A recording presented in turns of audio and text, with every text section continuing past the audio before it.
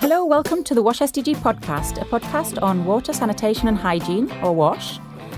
This is the third part of the podcast mini-series hosted by the WASH SDG Consortium. Here we invite practitioners that work on the WASH SDG programme to discuss some important topics that relate to their work in WASH. Our programme aims to contribute to Sustainable Development Goal number 6, so to ensure access to water and sanitation for all by 2030.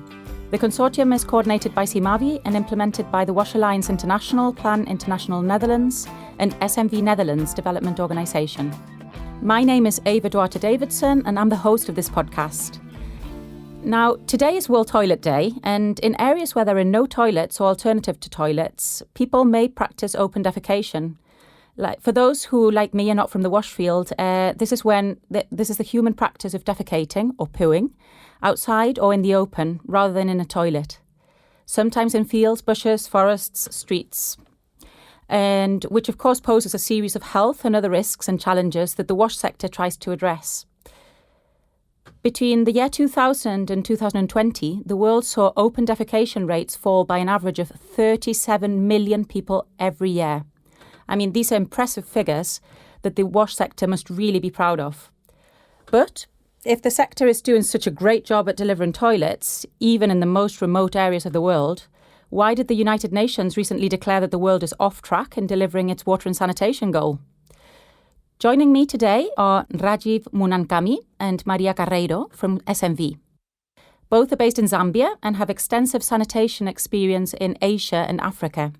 Rajeev is an expert in basic services provision with a background in sustainable energy systems and management. Maria is an expert in urban and rural WASH service provision, social behaviour change and evidence-based advocacy with a background in international development. Welcome Rajeev and Maria, and happy World Toilet Day. Happy Toilet Day. Thank you, Eva. It's good to be here. I'm going to start with Rajeev. For those of us outside the WASH sector, it's easy to assume that when open defecation practice declines, access to toilets increase. So help me understand why the UN is saying that the world is unlikely to meet its SDG 6 targets by 2030. Rajeev. Yeah, thank you, Eva. As you said, with the reduction in open defecation, there is an increase in access to toilet. But the whole focus has been more on changing the behavior from open defecation to fixed point defecation. And there has been total sanitation campaigns in most of the countries, and there's also a competition among the cities and the countries like who declares open defecation free. So as you said in the intro, like there has been a lot of effort and emphasis in terms of reducing the open defecation. But the challenge now is when we move to fixed point defecation, unless and until the containment is good. When I say containment is good, like if you look into the countries where they have already declared themselves as open defecation free, but if we look at the volume of sludge, which is again coming back to the local environment, is very high. Like just to give an example, Bangladesh, Nepal, they have declared country as ODF, but more than 80% of sludge is again coming back to the local environment untreated. So it's not just about flushing and forgetting. There is massive infrastructure and services in order to ensure the safe management of the sludge or the feces. That's why I think UN is saying the world is not able to meet SDG target, because the focus has been more on a user interface rather than on safely managing the sanitation. Thanks, Rajeev. So you're basically suggesting that when we talk about toilets, we shouldn't limit ourselves to thinking about that white ceramic or cemented slab, that the scope is much bigger. Do you agree with this, Maria? Yes, definitely. The whole concept that the SDGs introduced of safely managed sanitation really forces to think beyond the fixed point defecation that Rajeev was mentioning. So now the focus is on the entire sanitation chain and the different steps of the sanitation chain. So for our listeners in lower and middle income countries, the vast majority of people do not have access to sewer systems. So they do have, when they have something, what they have is a pit toilet or a containment, what we call on-site sanitation. So this means that in order for us to have safely managed sanitation, of course, first the toilet needs to be in place. Then that toilet has to have a containment that can be emptied. And then the contents of that containment need to be safely transported to a treatment plant where they are safely treated before disposal. If any of the elements of this chain fails, if the interconnectedness is not observed from the onset, then we can't really talk about safely managed sanitation. And that's why the UN is saying that we're off track to meet that target. Thanks, Maria. The concept that you've just mentioned of interconnectivity is really relevant. Linking it to the last point you made on the sanitation service value chain, does this interconnectivity work well, or are there some nodal points within the value chain that need a bit more attention? Rajeev, what do you think? Yeah, I think we have a saying, when you start well, you will reach to your goal. And as Maria explained in the sanitation service chain, we should start with standard toilets, then only the later nodes of the sanitation value chain can be functional. So if we look into the sanitation value chain, I think containment or the capture part has been very less emphasis or attention has been received on the containment part. When I say containment, again, for the listeners, in sanitation, we generally have either sewer system or on-site, and most of the low and income countries, more than 80%, or primarily majority of the households are dependent on on-site sanitation. So if you have sewer line, you can flush and forget it because it is considered as public infrastructure, the public services. But when it comes to on-site sanitation, it is expected that the household have to manage those.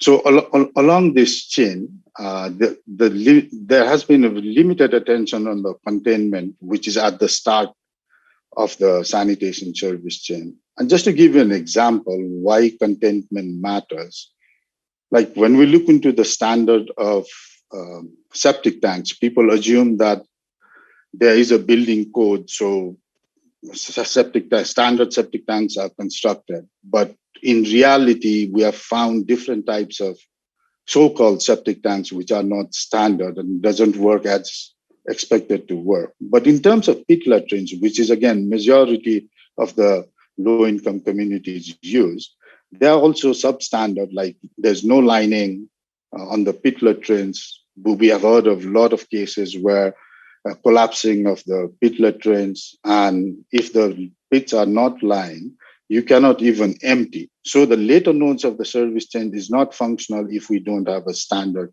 containment. What do you think, Maria? Well, I couldn't agree more with you. Indeed, containment matters, and it matters a lot, not just because it's the first step in preventing the contamination of the underground water resources if these pits are unlined, for instance, but also because when you think about the emptying part of the sanitation chain, the people who are doing this type of work that need to empty these containments, if these containments are substandard, then these people will be operating in a circumstance that offers a lot of health hazards. So in addition of pits that may collapse, they also may have to enter the pit to empty it, which is extremely unsafe.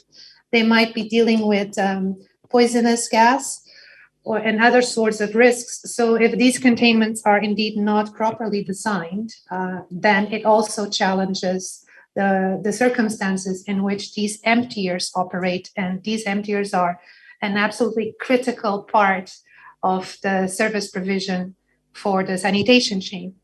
And then, in addition to the containment challenges, the design containment challenges, climate change events are adding to these risks and making everything even more complex for these frontline workers.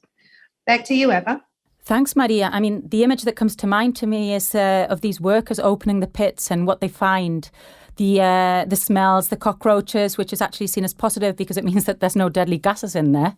I mean, wow, I can imagine it's definitely not a nice job, but extremely essential. Going back to the SDGs and how they are interconnected, COP26 is just finalising and climate change is on all our minds. Now, when we think of toilets and climate change, I guess they're not two words that one associates naturally, but they are interconnected. And Maria just mentioned a bit how, but I was wondering what challenges is climate change posing in sanitation?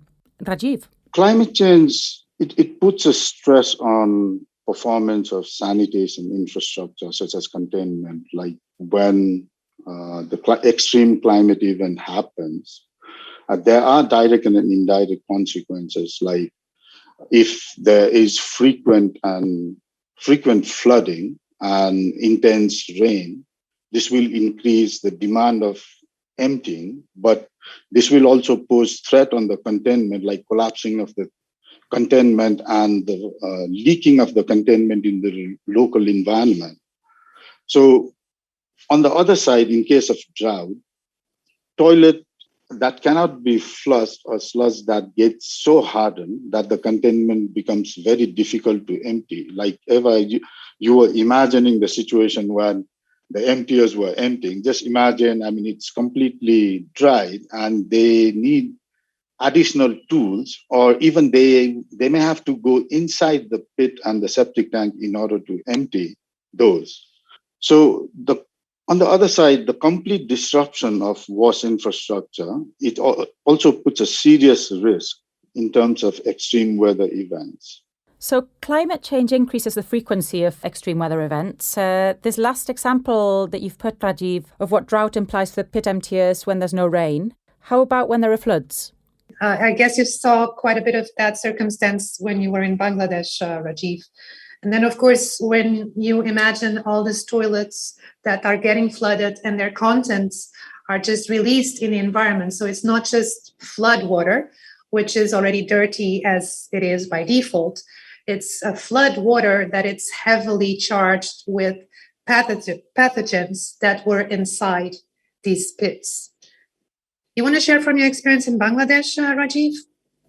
Yeah, I mean, if you look into Bangladesh situation during the rainy season, I think half of the country gets inundated in water because of high water table and the flood water coming in. So there's the challenges, like what type of containments can we promote?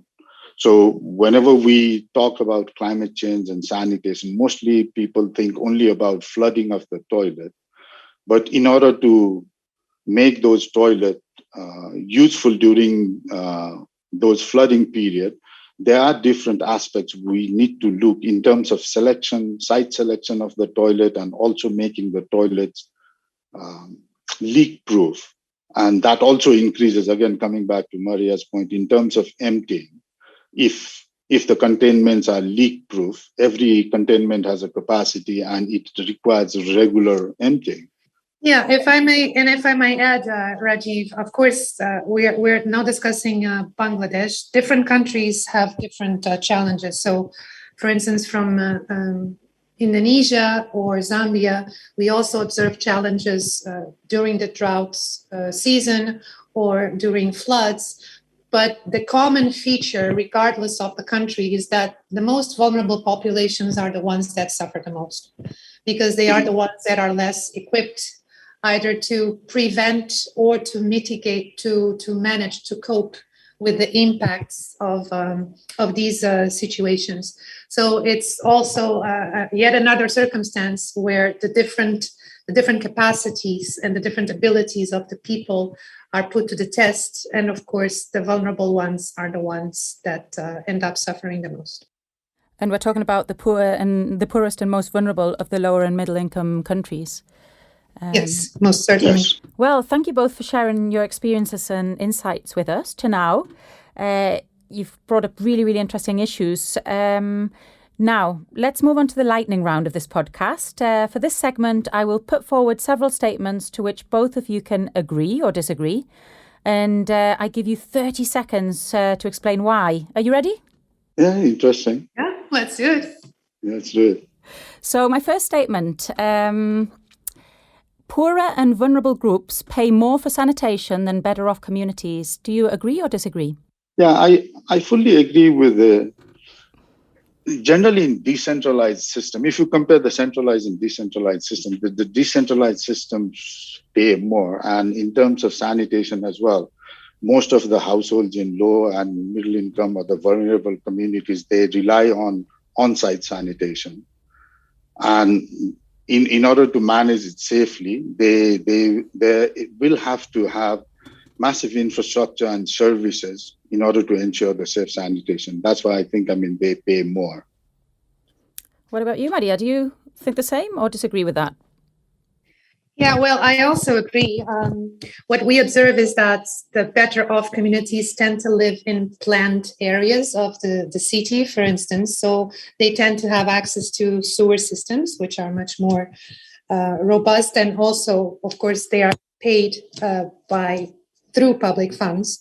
Whereas if you go to unplanned or informal settlements, there's rarely any sewer system there. So any sanitation facility that is in place is paid by the people that live in that area, that, of course, tend to be the people that are less better off. Okay, thank you. Next statement. So once infrastructure is in place, access to safely managed sanitation is guaranteed. Do you agree or disagree? I pass to Maria this time. Well, in fact, I couldn't disagree more. That is a very flawed assumption to think that once the infrastructure is built, the sewer system or the treatment plant is there, that you have access to safely managed sanitation.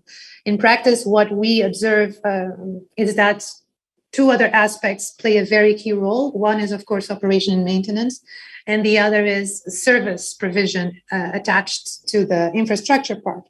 Just to give you an example, for instance, you can build a treatment plant, but then if your service provision is not collecting the contents of the containment, that treatment plant does not have human waste to treat. So you do have the infrastructure, but your treatment is not taking place. Therefore, safely managed sanitation is not guaranteed. I'm sure Rajeev can give examples as well. Yeah, I wish I could agree with this statement. But I'm shocked. But we have seen a lot of white elephants in many cities where infrastructure have been constructed. And if you look into the local authorities, whenever we go for the new program startup, the first thing they ask is like, what are you going to construct and how much money are you going to bring in? But the whole idea is unless and until we have the services set up, these types of infrastructure have and will remain as white elephants in the cities. So I hear that you both disagree with that last statement. I'm going to pass to the third one now, and it's the following. Climate change policies that do not take into account water and sanitation elements are doomed to fail. Do you agree or disagree? Yeah, I also disagree. If we look into the climate change aspect and the sanitation, there has been a lot of emphasis on WASH, but mostly talk about water, and we assume that sanitation is part of water. So sanitation, unless and until sanitation and hygiene is considered, or unless and we talk about the resilience system, overall resilience of sanitation hygiene system, it would be really difficult to assume that we will achieve safely managed sanitation services. But when we look at the country level, there are a lot of climate change policies, climate change action plan, NAPAs, NDCs, and policies. But when it comes to implementation at the local level, it has been very weak, unfortunately, in terms of sanitation and hygiene. Yes, and it's also my opinion. The water aspect has been thoroughly discussed, but not so much the sanitation and hygiene part, though that is beginning to change. And of course, even when you're talking about water, if you're not talking about sanitation, then you are not fully considering the water quality aspects, for instance. And very interestingly, human waste is a big generator of methane emissions, and that's something that could also be more considered in the climate change policies, is the contributions and how it can be mitigated from sanitation work. Yeah, that's really interesting. I mean, water, it's almost intuitive how you link it when you think about climate change. But yeah, sanitation's not so obvious. So thank you for outlining some of the issues that we need to take into account there. A lot of disagreement with all those comments, by the way, with all the statements. That's been really good fun. Thank you both for spending time with us and talking to us for World Toilet Day on all these issues. Before we conclude our podcast, are there any last remarks or statements that you'd like to make? Yeah, I think well-managed sanitation is invisible to the public and politicians. But looking at the number of toilets as a fixed point defecation behavior we are having, it's more like a ticking time bomb. I mean, unless and until we manage it safely, it may explode anytime. And as you know, if there is some problem with the containment, it will have impact on the local public health environment. So despite the more holistic approach to sanitation under SDG, the human factor that underpins the movement of waste from toilet to treatment still remains underrepresented in policies, program, and practices. So there's more work to do in terms of ensuring safe sanitation services. And also, if we want to value toilet, it's not looking at the user interface, constructing toilet with fantastic ceramic tiles and all. But the most important is what is underground. How do we manage those is the main challenge. Thank you, Rajeev. I mean, it's amazing how we're able to ignore something that where we go several times a day, isn't it? Yeah. And Maria, any last statements or comments you'd like to make? Well, if there's a couple of key ideas that I would like our listeners to take home, is that indeed safely managed sanitation really makes the invisible visible. And it's not just in terms of the infrastructure that needs to be in place so that our waste is safely treated, starting from the toilet and ending at the treatment plant, but it's also making visible the work of the emptiers, without whom the service chain just collapses. And the second key idea for me is that climate change is posing new challenges to the infrastructure aspect of the sanitation, but also to the people, again, that work these systems, that are now more exposed to floods, having to empty flooded toilets, or having to empty toilets that are so dried that they have to go in order to remove its contents. So these two, making the invisible visible and keeping climate change in perspective. Thank you. Really important points. Thank you again so much, Rajeev and Maria, for taking the time to join us. I found it extremely interesting and definitely some food for thought on World Toilet Day. Thanks for listening to this WASH SDG podcast. Make sure to share this episode and follow the WASH SDG partners on social media to stay tuned for the next episodes. The podcast is a collaboration of the WASH Alliance International, which is led by Simavi, SMV and Plan International Netherlands. And it's all possible thank you to the Dutch Ministry of Foreign Affairs through its Inclusive Green Growth Department. And we look forward to seeing you next time.